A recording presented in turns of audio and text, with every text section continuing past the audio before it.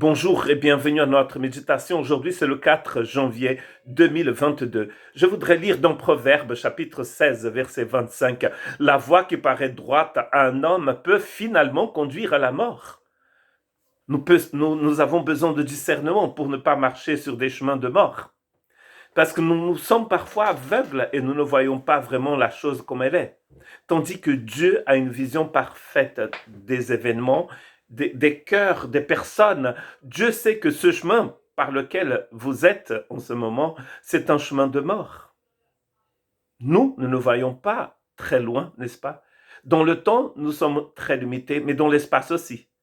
Nous ne pouvons pas être partout le même temps. Nous ne savons pas ce qui va nous arriver dans 5 minutes, même dans une seconde.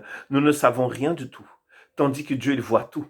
Jésus leur dit, vous cherchez à paraître juste devant les hommes, mais Dieu connaît votre cœur. De fait, ce qui est très estimé parmi les hommes est une abomination devant Dieu. Il a des choses qui nous paraissent correctes, bonnes, justes, parce que nous avons une vision très limitée des choses, des personnes, des événements, même de notre cœur. Tandis que Dieu, il voit tout, il connaît tout, il sait tout. Il est omniscient, omniprésent, il voit exactement dans quelle direction, dans quel abîme le chemin que vous avez pris en début de cette année va vous amener. Voilà pourquoi il est important de lui faire confiance.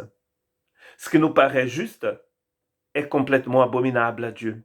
Et ça nous amène à la perdition. Et nous avons donc lu dans Luc 16, 15.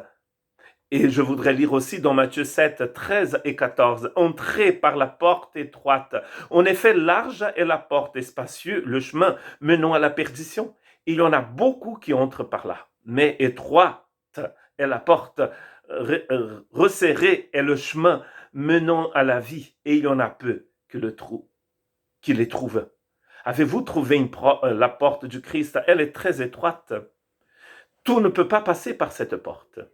Ah, n'est-ce pas? Voilà pourquoi il va falloir laisser les fardeaux derrière soi pour pouvoir passer par la porte. Ces fardeaux qui nous empêchent d'avancer justement. Ces fardeaux qui nous empêchent d'aller de l'avant. Parce que nous sommes toujours attachés à un passé terrible.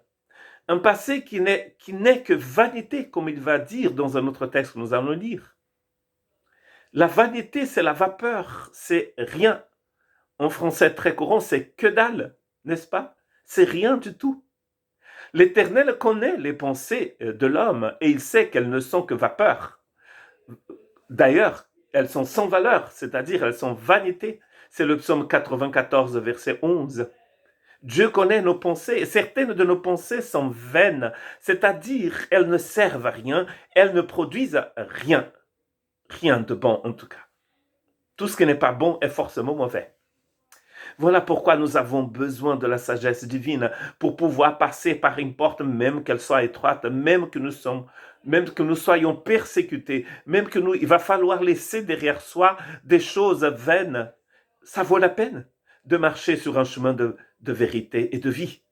Le psaume 119, verset 113 dit « Je déteste, dit David, les hommes indécis, mais j'aime ta loi. Je n'aime pas tout ce qui n'est pas correct, mais ce qui n'est pas, c'est ni là, ni, c'est pas précis, c'est en même temps parfois très proche de la lumière, mais c'est pas lumière. Vous voyez un peu? C'est une vérité qui n'en est pas une, un amour qui n'en est pas un. Il dit, je n'aime pas ça, et Dieu n'aime pas ça non plus. Jésus a dit, si vous êtes froid, c'est pas bon.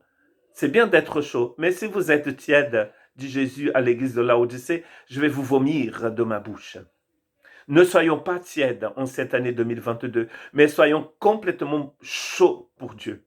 Complètement sur un chemin étroit et une porte, un chemin qui est difficile, une porte étroite, mais soyons avec Jésus à 100%. Que Dieu vous bénisse.